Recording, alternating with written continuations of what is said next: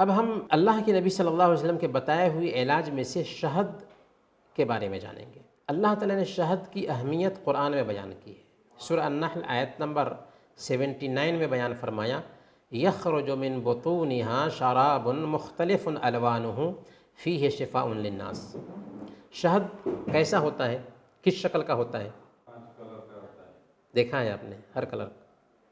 White بھی ہوتا ہے، ریڈ بھی ہوتا ہے۔ جی، اللہ تعالیٰ فرماتا ہے کہ ان کے پیٹ سے، یعنی شہد کی مکھی کے پیٹ سے رنگ برنگ کا مشروب نکلتا ہے، رنگ برنگ کی پینے کی چیز نکلتی ہے جس کے رنگ مختلف ہوتے ہیں، جس میں لوگوں کے لیے شفا ہے۔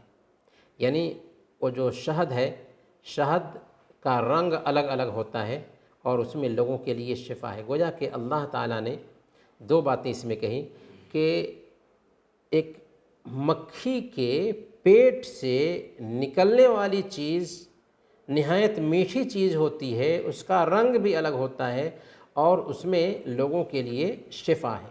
گویا کہ اللہ کا جو بتایا ہوا علاج ہے، اس میں 100% فائدہ ہی فائدہ ہوگا۔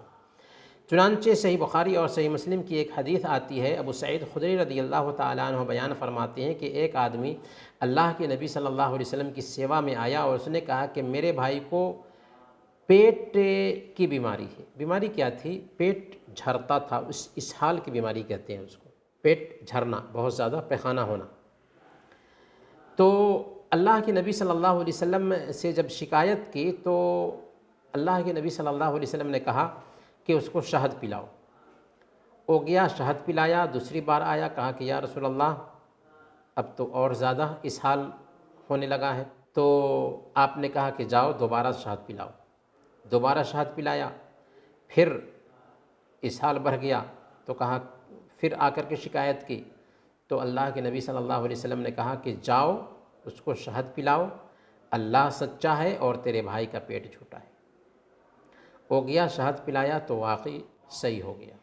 مطلب کیا ہوا؟ اصل میں وہ جو شہد پلا رہا تھا اس مقدار میں نہیں پلا رہا تھا جس مقدار میں فائدہ ہوتا ہے۔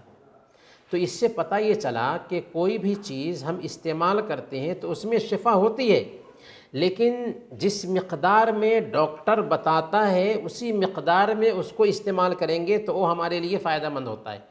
کبھی کبھار کوئی چیز جس میں فائدہ ہوتا ہے اگر زیادہ مقدار میں استعمال کر لیں تو اس کا نقصان بھی ہوتا ہے، اور کم مقدار میں استعمال کریں تو فائدہ نہیں دکھتا۔ تو وہ آدمی جو اپنے بھائی کو شہد پلا رہا تھا اتنی مقدار میں، اتنی ماترا میں نہیں پلا رہا تھا جس سے فائدہ ہو سکے۔